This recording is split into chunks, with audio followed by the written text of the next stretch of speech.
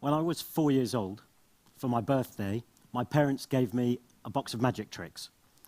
And I remember practicing them all, and they really sparked a lifelong interest in sleight of hand, misdirection, and distraction. And then when I was about 12, I was looking through an old magazine, and I saw a picture, and in the picture was a boy who was probably about my age, and he was also fascinated with sleight of hand and distraction and misdirection, but he wasn't a magician. He was a pickpocket. Now, the photographer's attempt to capture this bullfighter as he left the famous bull ring in Mexico City in the 1950s, he just happens to have pressed the shutter at the point where this young boy in the front has his hand in his victim's pocket. And there were thousands of people there, and no one saw a thing. We don't see as much as we think. Not even the policeman who's standing just behind the boy, who you didn't notice until I mentioned him. So that really intrigued me, and from that moment on, I started to study the techniques of real pickpockets. And I now travel all over the world performing a pickpocket entertainment act. I'm not a criminal. I give it all back around the world. And I also work with police forces and security companies and individuals so that people can avoid becoming victims. And I'd like to share with the TED audience some techniques so you can avoid becoming victims, but I don't have time.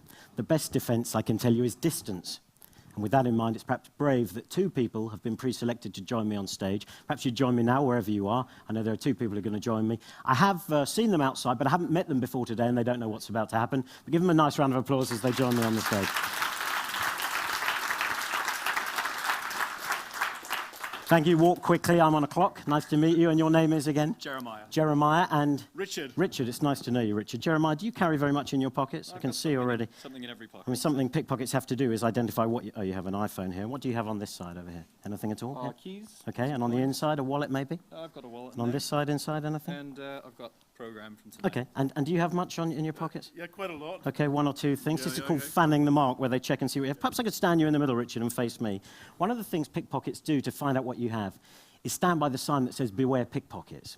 And when you walk by, you all go like this, and they know exactly which pocket the most valuable thing is in. In fact, a lot of you did that when you were reading the red itinerary outside. You went, oh, pickpocket, and you all went like this. That is why I came to choose the two of you. You were patting quite a lot. Face me if you would, Richard. And take your wallet out. No, don't have time. Sorry, Richard. I'll take questions afterwards in the bar. You haven't got a gnome, have you? I haven't, no. This is a wallet. Now, I saw someone recently. Face me, please.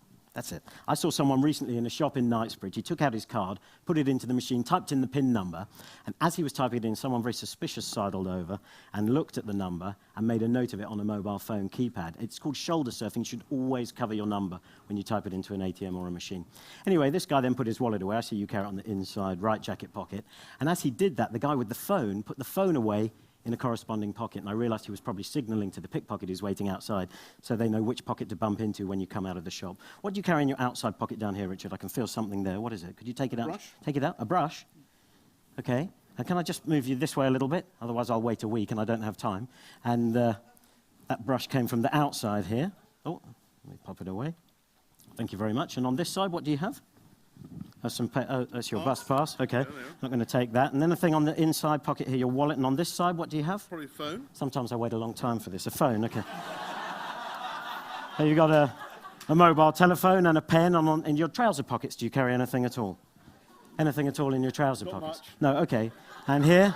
Oh, business cards. He's come on for networking. That's very good. Well, I'm going to try things one at a time, and you can decide what I take. What would you like me to steal, the phone, the business cards, or the brush? Brush. It's already gone. And that's another thing you have to be aware of. Thank you. Another thing you have to be aware of.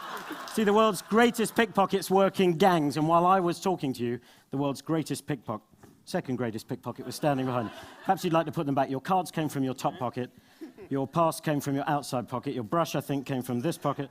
Your pen from your inside pocket, your wallet from your inside right pocket, and your iPhone here. Give them both a big round of applause. I think they did well in that time. Thank you, Richard. I appreciate it. Thank you very much. So all I can say is don't get close to pickpockets. Thank you for having me. Richard, sorry, and would you like to just both in? Jeremiah, there's your phone, and there's yours, other way around. Thank you very much. It's a pleasure to be here.